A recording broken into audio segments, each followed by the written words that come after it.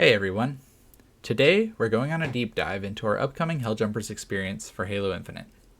As you know, we've been developing this for over 7 months now, and it's about time we show you what we've been working on. This deep dive is going to cover every single system and feature we have in place to make Helljumpers what it is. Inspired by Helldivers 2, this is one of the most advanced Forge experiences ever made, so let's get into it. Forge doesn't allow for cross-game progression, but we knew it was important for the mode. To achieve a sense of progression for players, we decided to include multiple drops within a single game. At the beginning of the game, players will choose a squad leader who decides where the team will drop. Before each drop, players will spawn inside the Helljumpers dropship where they can spend the points they've earned on perks, stratagems, and loadout weapons. The squad leader can then ping the holomap to choose the desired drop location for the team, and finally choose which faction they'd like to fight during that drop.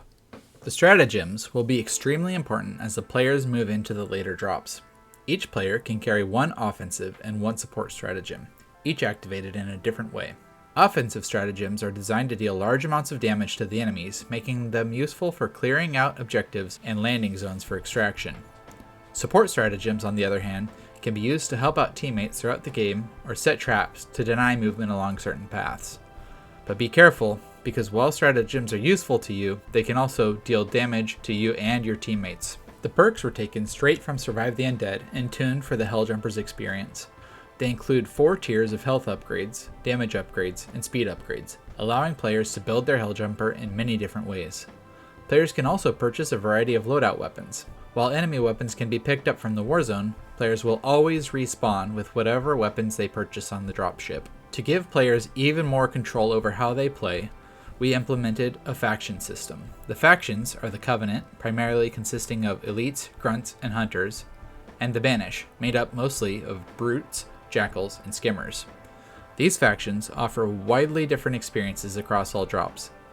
Aside from the 2 factions, there are also rogue Spartans who will fight alongside either faction, throwing in an extra twist. After the team leader selects the drop zone using the holomap, players will need to prepare themselves, making sure they are ready for their next drop before heading to the drop pod bay, where they can hop in a drop pod and enjoy the view as they drop into the streets below. Once on the ground, the Helljumpers will have to complete 3 objectives before they can be extracted. Each drop consists of 1 story objective and 2 main objectives. The story objectives will be different each drop, but consistent from game to game. Once completed, it will grant the team an upgrade for subsequent drops. The 2 main objectives for each drop are selected at random from a pool of objectives that gets more and more difficult as the game progresses.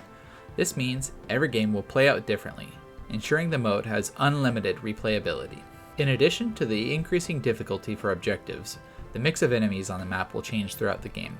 Each drop, the chance of more difficult enemies spawning will increase. In later drops, more skulls will become active, making success even more difficult. After the 3 objectives have been completed for each drop, an extraction zone will be designated somewhere on the map. Players will need to capture the extraction zone to activate a beacon, letting the Pelican pilot know their exact location. Once activated, players will have to hold out near the zone until the Pelican arrives. Once the Pelican arrives, they will have limited time to board, and a point bonus will be awarded depending on the number of players extracted. We will be adding more content and changes up until and after launch to make this experience as good as it can possibly be. But everything you have seen and heard today will be available in the experience on day 1. That's all we're going to share for today. We hope this has given you a clear insight into Helljumpers and what to expect from this ambitious Forge experience. We will have more to share on Helljumpers in regards to gameplay and a release date during our Forge panel at HCS Worlds in a couple of weeks. So stay tuned for that. But for now, enjoy this trailer, and we'll see you at Worlds.